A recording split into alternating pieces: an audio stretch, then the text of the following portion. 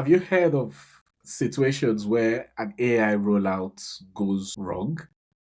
Do you have examples of that? Have you come across anything like that?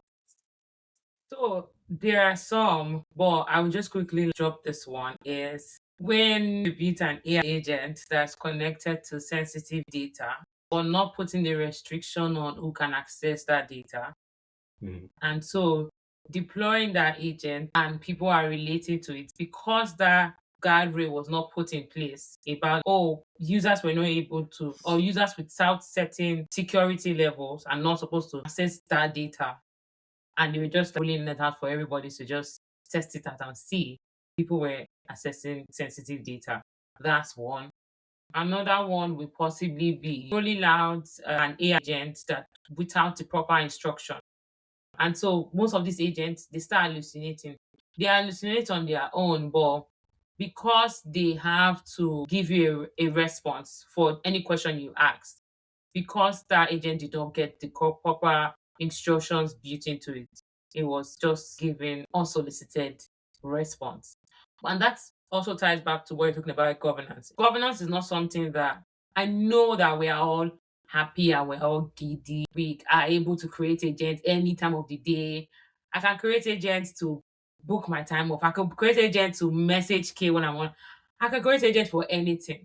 But because we're all giddy about agents, we also need to also be thinking about governance while we are building. We also need to be thinking Right. about like the governance and the guardrails while we are building that agent. And for Yeah. example, if I build an agent and I'm sharing it with my colleague, I need to also keep in my mind that did I connect that agent to any sensitive data that my colleague should probably not see or have access to. But if I don't think about that while building that agent and I built it and I share it to everyone, that is me not being proactive. So most of all these things, even in this shiny moment that we've got this new shiny tool that we're able to bring out. So it's fascinating. You could build an agent for anything. And Yeah. so even with that access, even we as the IT team, are we putting that restrictions on who gets to build an agent? Because everyone can build an agent. It's a blessing and it's a curse. Because anyone can actually go and build an agent that we don't need, that is just taking up resources and it's not taking the business anywhere.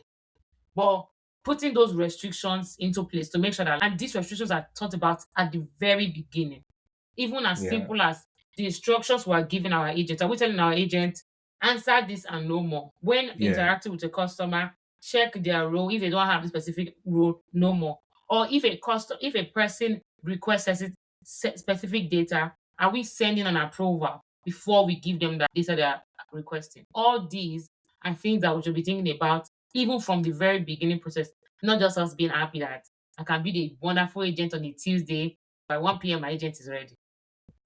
I really like one thing you said, and it's just a message that the governance is not just on the I means, but even you building the agent also Yes. think of controls because as I said, you could be among the people that are allowed to build agents, but your agents could still pose a security risk if you have not put the right guardrails in place.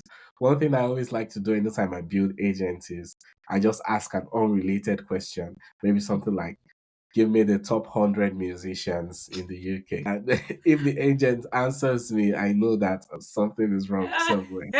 So I always like to do that. It's interesting you say that too. Oh, that's a new one.